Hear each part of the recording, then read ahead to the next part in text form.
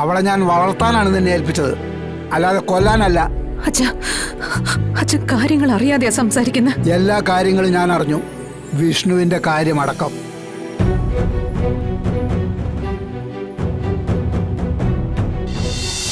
അറിഞ്ഞെടുത്തോളം എനിക്ക് മതിയായി, എനിക്ക് തൃപ്തിയായി. എടാ, നിന്നെ ഞാൻ എന്റെ സ്വന്തം മകനെ പോലെയല്ല കണ്ടത്. എനിക്കതിനുള്ളത് കിട്ടി. എന്റെ വീട്ടിൽ നിന്ന് ഉപ്പും ചോറും തിന്നിട്ട് എന്റെ മോനെ ഒറ്റക്കൊടുക്കാൻ നീ കൂട്ടി നിന്നില്ലേ? ഇന്ന് പ്രതിഫലമാണ് അവര് നിനക്ക് തന്നത്. അത് വാങ്ങി പോക്കറ്റിൽ വെച്ചിട്ട് പിന്നെ എന്റെ മുന്നിലോട്ട് കയറി വരാൻ നിനക്ക് എങ്ങനെ തോന്നിയടാ? സത്യമേ, ഞാൻ അങ്ങനെയൊന്നും പറ. എന്റെ മകൻ വിഷ്ണുവിനെ വിറ്റപ്പോ അവര് നിനക്ക് എത്ര കാശാ തന്നത്? യേശുക്രിസ്തുവിനെ ഒറ്റിക്കൊടുത്ത യൂദാസിനേക്കാൾ കൊടിയ വിഷോടാ നീയൊക്കെ. സത്യമേ, എന്നെ നീ അങ്ങനെ വിളിക്കരുത്. അമ്മയെ പോലെ തന്നെ നോക്കിയതാ ഞാൻ നിന്നെ. നിന്റെ നാവ് കൊണ്ട് ആ വിളി കേൾക്കുമ്പോ എനിക്ക് അറപ്പും വെറുപ്പാ തോന്നുന്നത്. ഇനിയും നീ ഇവിടെ നിന്നേ ആ പേര് വിളിച്ച മുഖത്തിരിക്കുന്ന ചൂലെടുത്തോണ്ട് വന്ന് ഞാൻ നിന്നെ അടിക്കും. പോടെ എന്റെ മുമ്പിന്ന്. എടെ കണ്ടുപോരുത് നിന്നെ പഠിക്കില്ല. എനിക്ക് കാണണ്ട നിന്നെയൊക്കെ.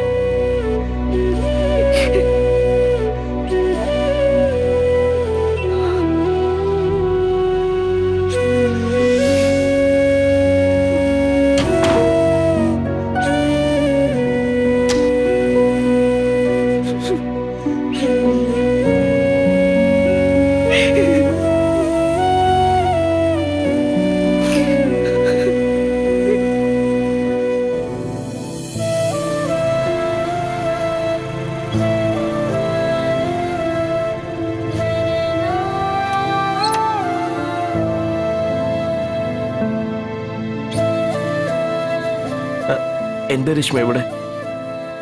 വിഷ്ണുവിന്റെ അമ്മയൊന്ന് കാണാൻ വന്നതാ. വിഷ്ണുവിന്റെ കാര്യങ്ങളൊക്കെ അറിഞ്ഞു കാണുമല്ലോ.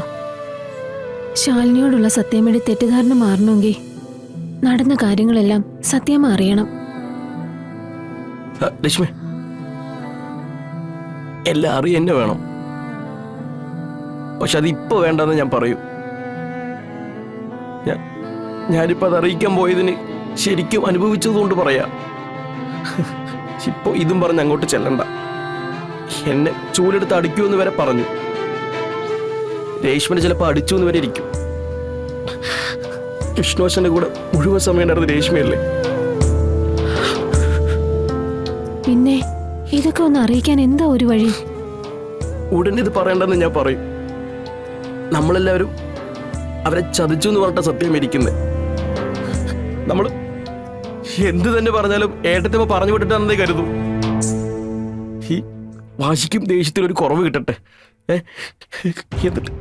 എന്നിട്ടും ഒന്ന് പറയാം. എന്നാലും സത്യം എനിക്കത് മനസ്സിലാവും.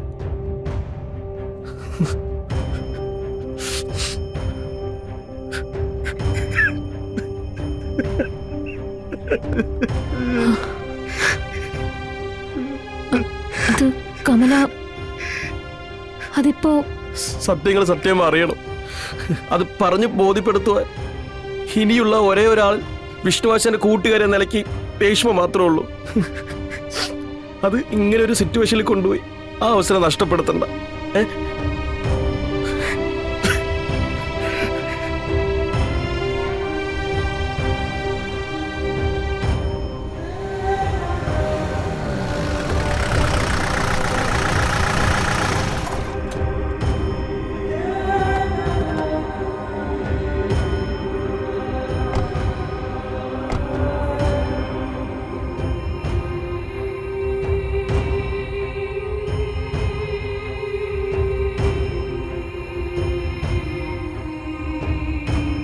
സത്യമേ കാര്യങ്ങൾ പറഞ്ഞ് ബോധ്യപ്പെടുത്തുന്നവരെ ശാലിനിയും കുട്ടികളും ഇവിടെ നിൽക്കുന്നതാ നല്ലത്.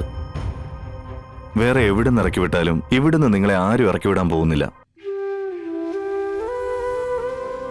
മക്കളെയും ഇവിടുന്ന് സ്കൂളിൽ വിടാലോ. കുറച്ചു ദിവസം അങ്ങനെ പോട്ടെ.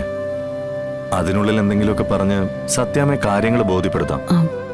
ഉടനെ നടക്കുന്ന കാര്യങ്ങളാണെന്ന് എനിക്ക് തോന്നുന്നില്ല. നമുക്ക് ശ്രമിക്കാം.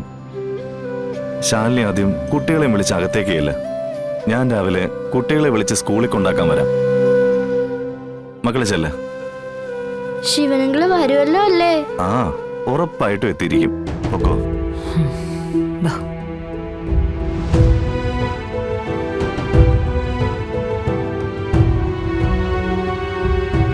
എവിടേക്കായി കയറി വരുന്നതെന്ന്, എവിടേക്കായി തള്ളി കയറി വരുന്നതെന്നാ ചോദിച്ചത്.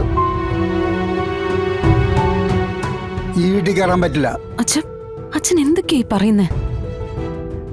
നീ എന്നെ അങ്ങനെ വിളിക്കരുത്.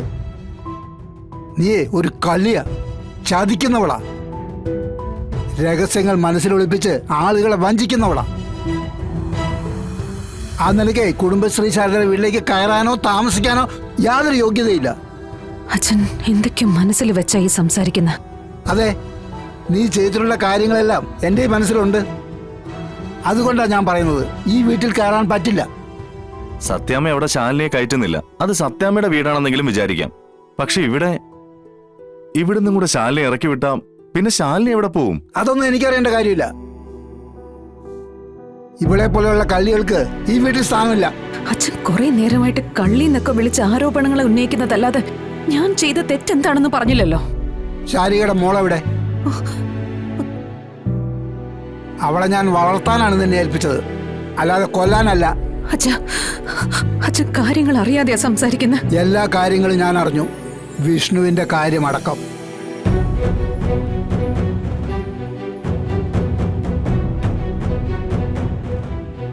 നീ എന്തുകൊണ്ടാ എല്ലാവരിൽ നിന്നും അത് മറച്ചു വെച്ചത്? എനിക്ക് അവൻ എൻ്റെ മകനെ പോലെയായിരുന്നു. അല്ല, മകൻ തന്നെയായിരുന്നു. ആ മകനെ അവസാനമായിട്ടൊന്ന് കാണാൻ പോലും നീ സമ്മതിച്ചില്ലല്ലോ. രഹസ്യമായി അടക്കം ചെയ്ത് കളഞ്ഞില്ലേ? എന്തിനായിരുന്നത്? വലിയൊരു ഇൻഷുറൻസ് തുക കയ്യിലേക്ക് വന്ന ആരെങ്കിലും വേണ്ടാന്ന് പറയോ? ശ്യാമേ,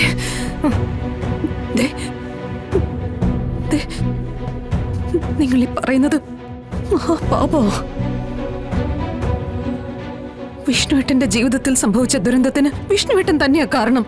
ഈ വിവരങ്ങൾ ഒരാളെ അറിയിക്കരുതെന്ന് വിഷ്ണുവേട്ടൻ തന്നെയാ പറഞ്ഞേൽപ്പിച്ചിട്ടുണ്ടായിരുന്നത്. ഞാൻ പോലും അറിയുന്നത് എല്ലാം കഴിഞ്ഞതിന് ശേഷം. നീ പറയുന്നതൊക്കെ ഞങ്ങൾ എങ്ങനെ വിശ്വസിക്കും? ശാരികയുടെ കുഞ്ഞിനെ ആർക്കോ കൊണ്ടുപോയി കൊടുത്തിട്ട് അവൾക്ക് മുന്നിൽ സ്വന്തം കുഞ്ഞാണെന്ന് പറഞ്ഞ് വേറെ ഏതോ കുഞ്ഞിനെ കൊണ്ട് കാണിച്ചില്ലേ നീ? ഇത്രയും ക്രൂരതയോടെ ചിന്തിക്കാൻ നിനക്ക് മാത്രമേ കഴിയൂ.